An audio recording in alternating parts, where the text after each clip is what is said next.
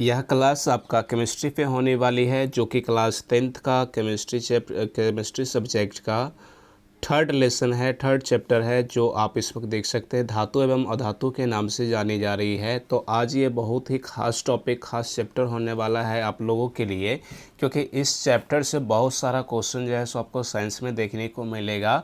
और यह जो क्लास है, यह जो आपको वीडियो प्रोवाइड किया जा रहा है, वो क्रैश कोर्स के तहत ही आपको प्रोवाइड किया जा रहा है।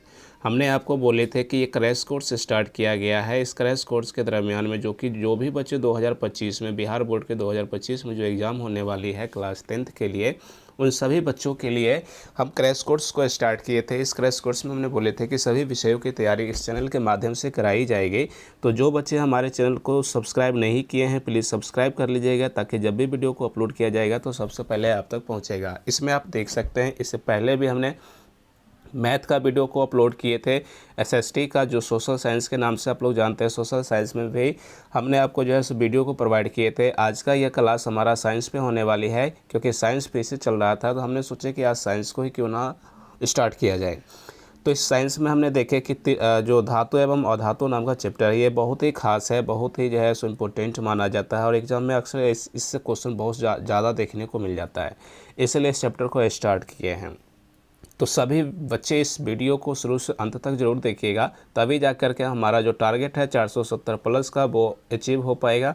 और ये पूरा आप ही लोग करेंगे, क्योंकि आप अगर इस चैनल के माध्यम से पढ़ते हैं तो यकीन मानिए आपका नंबर इतना अवश्य ही आएगा, अगर आप इस वीडियो को एक एक करके हर चीज़ को, हर बातों को अच्छे से समझते हैं, याद करते हैं। तो स्टार्ट करते हैं हम आज का वीडियो को। आप देख सकते हैं धातु एवं अधातु के नाम से जानी जा रही है। इसमें आपको समझना है सबसे पहले कि इसमें कहते हैं कि तत्वों के उनके गुणधर्मों के आधार पर धातु एवं अधातु में वर्गीकृत किया गया है। यानी कि धातु एवं अधातु क्या है, तो ये दोनों ही क्या है, तो तत्व है। ये दोनों ही क्या है, तो तत्व है, एलिमेंट है।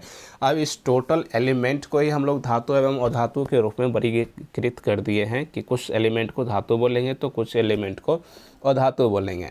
अब यहाँ से सवाल तो ये भी उठता है कि आखिर हम किन तत्वों को धातु बोलेंगे और किन तत्वों को अधातु बोलेंगे। इसका आखिर पहचान कैसे करेंगे, क्योंकि इतने सारे एलिमेंट्स हैं, इन एलिमेंट्स को हम याद कैसे रखेंगे, या फिर जो है सो इसको कैसे ध्यान में रखा जाए कि कौन सी धातु है और कौन सी अधातु है। तो इन्हीं सारी बातों को इसमें समझना है। जैसे कि देख सकते हैं, उदाहरण के लिए आपको बताना है कि धातु के कुछ उदाहरण है, जैसे कि लोहा हो गया, एल्युमिनियम हो गया, चांदी हो गया, कॉपर हो गया। ये सभी के सभी उदाहरण किसका है, तो धातु का है। इन सभी को धातु कहते हैं। इसकी पहचान भी कुछ है, उस पहचान को भी हम बताएंगे। फिलहाल यहाँ पे उदाहरण अगर दे रहा है तो आपको उदाहरण समझ लेना है कि लोहा क्या है, तो ये धातु हो जाएगा, एल्युमिनियम क्या है, तो ये भी धातु, चांदी क्या है धातु, कॉपर क्या है तो धातु, ये सभी धातु है। साथ ही साथ कुछ अधातु का भी उदाहरण है। अधातु में जैसे कि हाइड्रोजन हो गया, नाइट्रोजन हो गया, सल्फर हो गया और ऑक्सीजन हो गया। ये चार उदाहरण आपको किसका बताया गया है, तो अधातु का बताया गया है।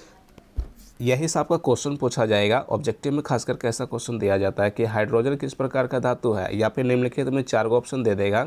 4 गो ऑप्शन में 3 ऑप्शन जैसे मान लेते हैं कि इसमें ऑक्सीजन ना देकर के यहाँ पे कॉपर दे दिया, और कहेगा निम्नलिखित में से कौन धातु है। तो धातु है तो आप जानते हैं कि हाइड्रोजन होगा नहीं, नाइट्रोजन होगा नहीं, सल्फर होगा नहीं, और कॉपर को ले आकर के अगर चौथा ऑप्शन बना देता है तो आपको समझना है कि ये कॉपर ही क्या हो जाएगा, तो धातु होगा। तो इसमें आपको टिक लगाना है।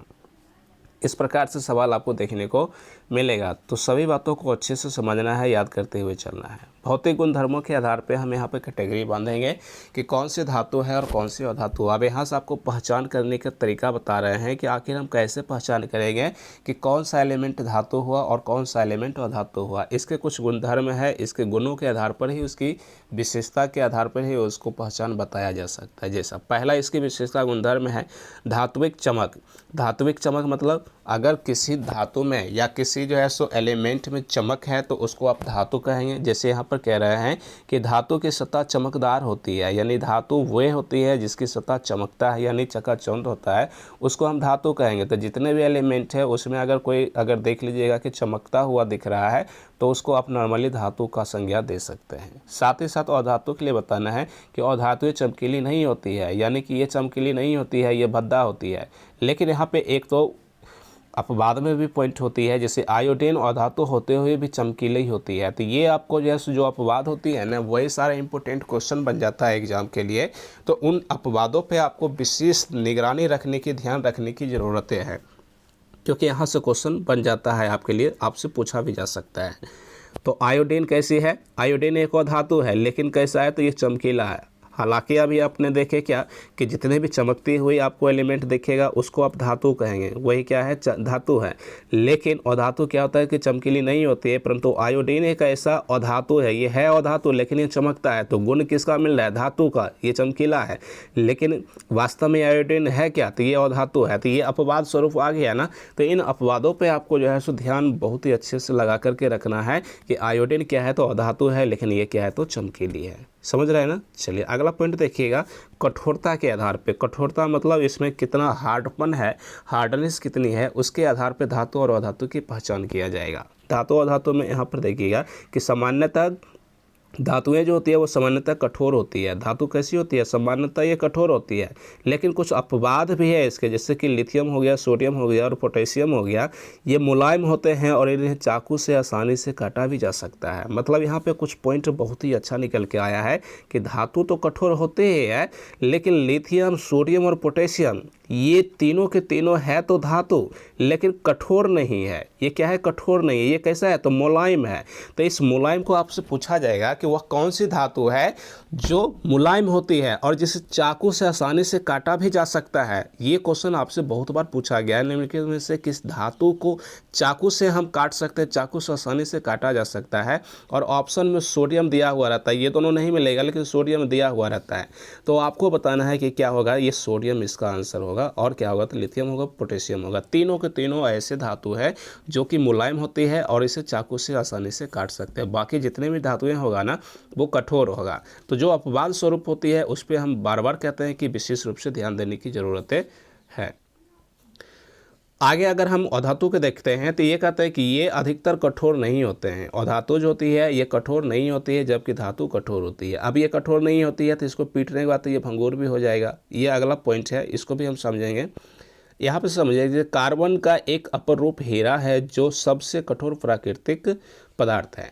आपको यहाँ पर क्या देखने को मिला कि अधातु के लिए कहता है कि ये कठोर नहीं है, लेकिन हम जानते हैं कि इस प्रकृति में जितने भी तत्व पाए जाते हैं जो कि एक हीरा का ही अपर रूप है, कार्बन का अपर रूप है हीरा। और हीरा जो होती है वो सबसे कठोर पदार्थ माना जाता है। इस प्रकृति का सबसे कठोर पदार्थ कौन है, तो हीरा है। और जबकि हीरा क्या है, तो ये अधातु है। हीरा क्या है, तो अधातु है। और ये कठोर, अधातु सामान्यतः कठोर नहीं होती है, लेकिन हीरा सबसे ज़्यादा कठोर होती है। ये भी अपवाद में आ गया। इन चीज़ों पे आपको ध्यान में रखना है।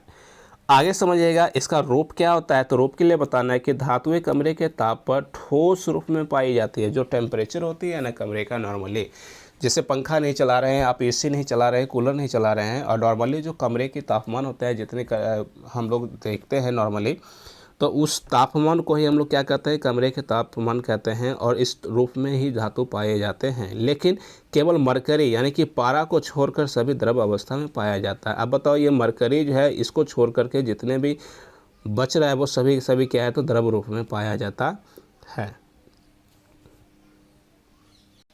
यहाँ जो है सो कहने के अर्थ यहाँ पर ये निकल कर आ रही है कि केवल मरकरी यानी कि पारा को छोड़ करके जो द्रव रूप में पाया जाता है, मतलब पारा जो है ये द्रव रूप में पाया जाता है, बाकी सभी कैसे रूप में पाया जाता है, तो ठोस रूप में। धातु क्या होती है, तो ठोस रूप में पाया जाता है। मरकरी धातु होने के बावजूद भी ये द्रव रूप में पाया जाता है।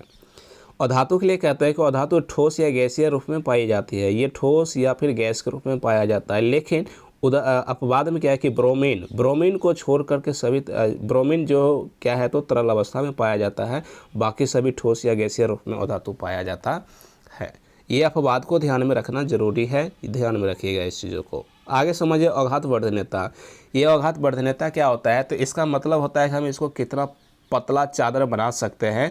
किसी भी धातु को पीट करके इसको हम कितना जो है सो एकदम पतला से एकदम क्या कह सकते हो, उसको पातर से पातर जो धातु चादर बनाया जा सकता है उसको अघात वर्धनीयता कहते हैं। जैसे कुछ धातुओं को पीटकर पतले चादर के रूप में परिवर्तित किया जा सकता है, जबकि अधातु अघात वर्धनीयता नहीं होता है। यानी कि धातु को पीटने के बाद ये पतला चादर नहीं बनता है। जैसे कि मान लेते हैं इतना मोटा सा ये लोहा है, इस लोहा को अगर हम पीट के एक पतला सा इतना सा बड़ा सा चादर अगर हम बना रहे हैं तो ये अघात वर्धनीयता इसका कहलाएगा। लेकिन अधातु जो होती है इसको पीटने के बाद ये पतला नहीं होता है, बल्कि ये टूट जाएगा। ये क्या हो जाएगा, टूट जाएगा, भंगुर हो जाएगा। तो यही बताने की यहाँ पे बातें कर रही है कि धातु जो होती है वो अघात वर्धनीयता होती है, जबकि अधातु अघात वर्धनीयता नहीं होती है, मतलब इसको चादर नहीं बनाया जा सकता है। अब उसके बाद फिर आगे देखिएगा, तन्यता के बारे में कह रही है कि तन्यता, धातु की तन्यता कैसी होती है और अधातु की कैसी होती है।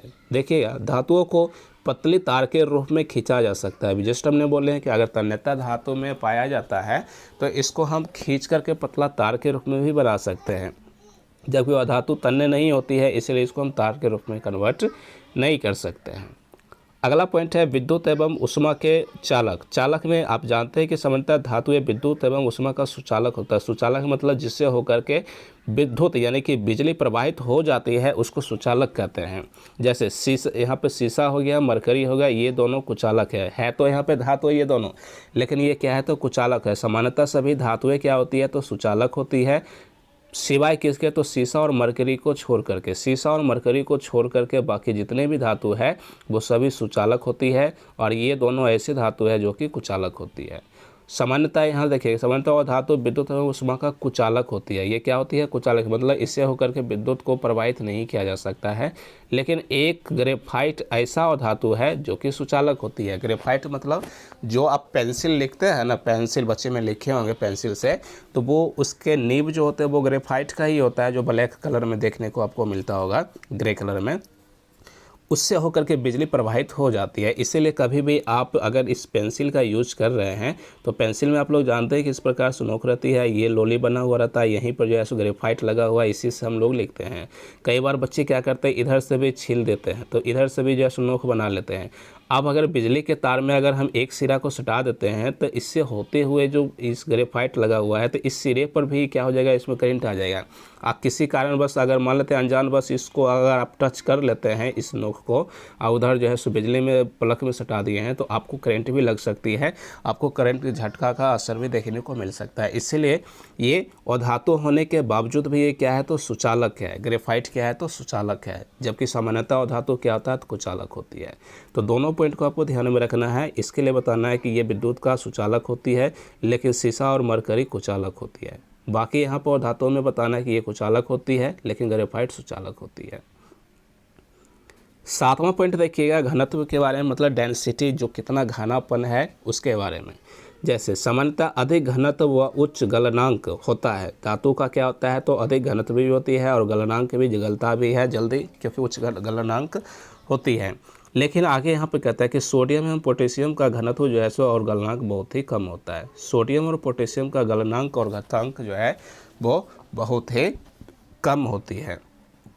उसके बाद सामान्यतः अधातु का घनत्व व गलनांक कम होता है, यानी कि अधातु जो होती है इसका गलनांक कम होता है और घनत्व भी कम होता है, जबकि धातु का अधिक होता है। लेकिन धातु में भी एक धातु ऐसा, दो धातु है सोडियम और पोटेशियम, जिसका घनत्व और गलनांक दोनों ही कम होता है, मतलब अधातु की तरह बिहेव करता है। 8वां पॉइंट यहाँ से समझिएगा ध्वनिक, यानी कि ध्वनि इसका कैसा होता है। धातुएं कठोर सतह से टकराने पर आवाज़ पैदा करती है। अगर धातु होती है तो ये किसी कठोर सतह से टकराएगा तो इसमें झनाक से बजने की आवाज़ आएगा, जबकि वह धातु ध्वनि नहीं करता। और धातु को अगर आप किसी से टकरा देंगे तो इससे आवाज़ नहीं निकलेगा, और धातु को टकराइएगा तो इससे झन झन की आवाज़ देखने को मिलेगा। ऑक्साइड के लिए बताना है कि अधिकतर धातुएं क्षारीय ऑक्साइड बनाती है, जैसे MgO मैग्नीशियम ऑक्साइड इसको हम लोग कहते हैं, जबकि अधातु जो होती है वो अम्लीय ऑक्साइड बनाती है, जैसे कि SO2। ये जो होती है धातु जो होती है वो क्षारीय ऑक्साइड बनाती है, जबकि अधातु जो होती है वो अम्लीय ऑक्साइड, यानी अधातु में अम्ल का गुण देखने को मिल जाएगा और इस धातु में क्षार का गुण देखने को मिल जाएगा। तो ये जो है सो इतना पॉइंट, कुल 9 पॉइंट में हमने आपको समझाए हैं कि यहाँ पर इसका भौतिक गुण क्या है, जिससे हम धातु और अधातु को आसानी से समझ सकते हैं। तो यहीं पर हमने आपको बताए थे ये भौतिक गुणों के बारे में, धातु और अधातु के बीच क्या अंतर है, किन किन पॉइंट पे हमने बातें की है, वो सारे भी चर्चा किए हैं। तो कैसा लगा यह वीडियो, इस पार्ट में हम इतना ही तक रखते हैं। नेक्स्ट पार्ट लेकर आएंगे, उसमें हम आपको बताएंगे इस धातु का रासायनिक गुणों के बारे में। यहीं से आपको समीकरण सीखने को मिलेगा कि केमिस्ट्री में जो कुछ समीकरण दिया हुआ रहता है उस समीकरण को कैसे, जैसे कि यहाँ पर आप देख सकते हैं Cu + O2 गिव्स CuO दिया हुआ है, यानी कॉपर ऑक्साइड, ये कैसे बनता है उसके बारे में चर्चा करेंगे। और यही आपका जो है सो रासायनिक गुण देखने को मिलेगा। तो रासायनिक गुण के बारे में हम अगले पार्ट में चर्चा करेंगे। इस पार्ट में हम भौतिक गुणों के बारे में बताए हैं। इसमें जितने भी हमने अपवाद में क्वेश्चन को दिए हैं ना, उन सारे अपवादों को आपको ध्यान में रखना है, क्योंकि अपवाद से बहुत सारा क्वेश्चन आपको देखने को मिल सकता है इसमें। ठीक है, तो कैसा लगा वीडियो आप हमें कमेंट करके ज़रूर बताइएगा। कमेंट करने से हमको फ़ायदा ये होता है कि हमें अपडेट मिल पाता है, आपके बारे में फीडबैक मिल पाता है कि आप हमारे वीडियो से कितना सीख पा रहे हैं, कितना समझ पा रहे हैं। साथ ही साथ अगर आपको वीडियो पसंद आ गया हो तो प्लीज़ हमारे चैनल इस वीडियो को लाइक भी कर लीजिएगा। चैनल पर नए हैं तो प्लीज़ इसको सब्सक्राइब भी कर लीजिएगा और अपने दोस्तों के साथ इसे शेयर भी कर दीजिएगा। मिलते हैं फिर किसी अगले वीडियो में, तब तक के लिए धन्यवाद।